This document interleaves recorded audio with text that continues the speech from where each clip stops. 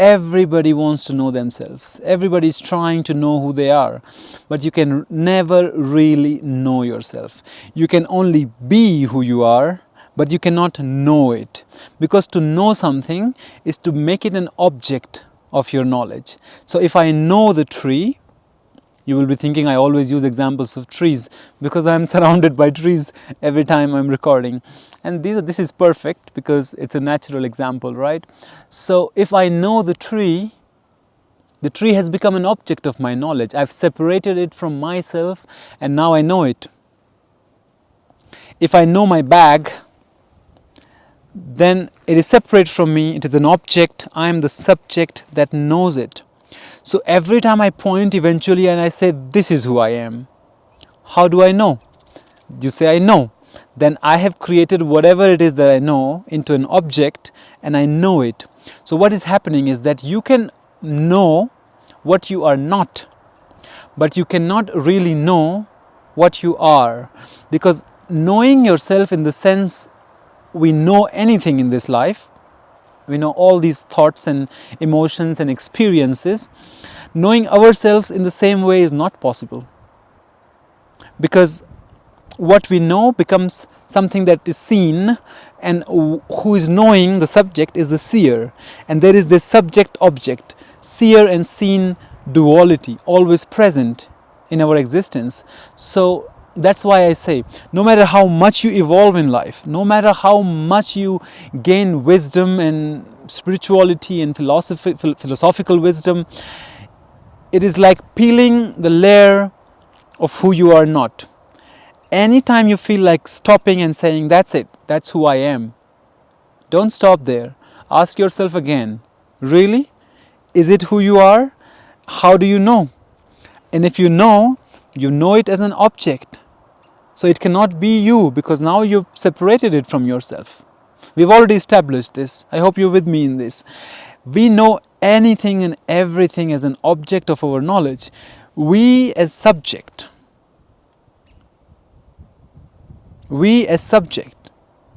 can only know by separating it from ourselves. But knowing ourselves is like the subject, it's trying to know itself. The subject is self-aware. Take example of the sun. The sun is self-illuminated. Nobody else is giving light to the sun. The only thing the sun can do is just be and give its warmth to us and help this life flourish on this planet. But we can know the sun, but sun can just be. It is just one with the rest of the existence. In the same way, we can simply be. The most profound truth and very hard to accept truth is that we cannot know ourselves. We can go to the edge of negation. It is only through negation. I'm not this, I'm not that. I'm not this, I'm not that. I'm playing this role. I'm not a man. I'm not an Indian. I'm not 36 years old. I'm not smart. I'm not stupid. All these things you can say, I'm not. Whatever remains is what I am.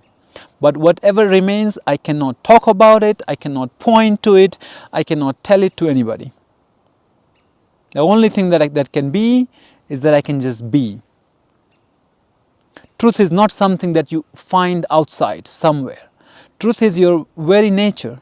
And you are truth even if you believe or not. You believe you are not the truth, and then you go on seeking the truth, and then you sometimes feel like you know the truth and you don't know the truth. But think about it. How is it possible? Anything that you know becomes an object. Now you know an idea of truth that you created, or you think you have realizations, awakenings, enlightenment. But again, when you are seeking enlightenment, aren't you seeking an idea? You know that idea, you heard it from someone, you got impressed by someone, and now you're chasing that idea. But all this is an object. All this is a gimmick. It's foolishness.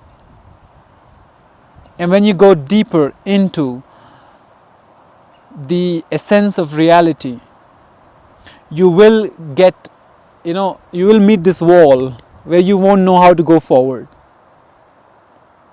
and you will have this existential anguish from time to time, and that's all very good. That's all very good, because we need it. Because I think a lot of people are not really talking about these things in this manner. A lot of people are still teaching or learning in a way that this human body mind tool box can somehow know the truth, can somehow become enlightened, can somehow get to the spiritual truth. There's nowhere to get. Can you get up and take a step towards yourself? Where would you go? Whichever way you go, you'll be wrong, because you are where you are. Wherever you go, there you are. And all the knowing comes from within. It sprouts from within. And then we use our filter to make sense of everything else. So it's all an inside-out experience. It cannot be an outside-in experience. You cannot take a lesson from a book and then apply it in your life and then think that you are realized or awakened or you found the truth. Whatever you find is another concept, another idea, another falsehood. Another falsehood. And this should not make you feel sad eventually, you know. It should make you feel lighter, because you are just not any separate entity anymore. You just simply are. Let's try this. If you were to look at me, could you ever look at me without having this sense of background? If there was no background, no this trunk of tree, not the other whole background, only because of this background you can see where is the edge of my body, right? So even though you may say that I'm a separate person talking here to you, but you cannot ever talk about me without invoking the whole universe. You cannot ever talk about me without saying many things about me that requires talking about my parents, my country, my gender, my education, my job, my roles, my skills, and the physical universe around me. You will go up to the point that you will say, this is a man living on this planet Earth. What is planet Earth? You will invoke the whole galaxy, whole universe, just to try to describe me to someone, let's say, who is an alien, who has no idea of what this person is seeing, what this alien is seeing. So all the things that you can do in life are negation, negation, negation. Separateness is an illusion. We are not separate. We can play the role. We can enjoy the drama and be the ego self that we are, and think that the mountain is far away and I am limited in time and space sitting here. But none of that is true. None of that is deeply true. It is only through limiting ourselves in this way that we as limitless consciousness can experience life.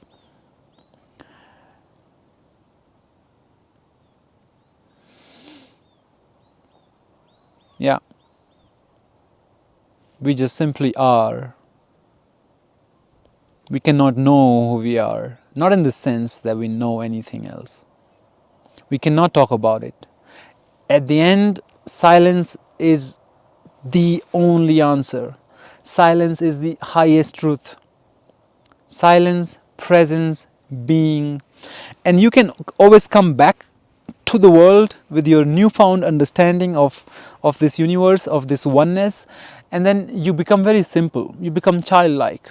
You actually become where you started from. So you were a child, you were not questioning anything, you question everything and ruin your mental and physical health and all that. But eventually, if you're lucky enough, if you don't stop the inquiry and don't get stuck in rigid beliefs and rigid ideas and doctrines and whatnot, you will come back to being a child. You will not ask any more questions, you will not have any more doubts, you'll simply be. Because saying anything, doing anything, thinking, using any of this tool will be limiting something that is beyond it. So you'll realize the futility of all these exercises and you will simply just be. Yeah, you will just live very simply. Can you relate with me? Can you please like give me some feedback and connect with me and tell me what are your thoughts. Where are you with this on me? If you're still here with me, yeah, and please subscribe and let's continue exploring the nature of reality like this. I'll see you next time.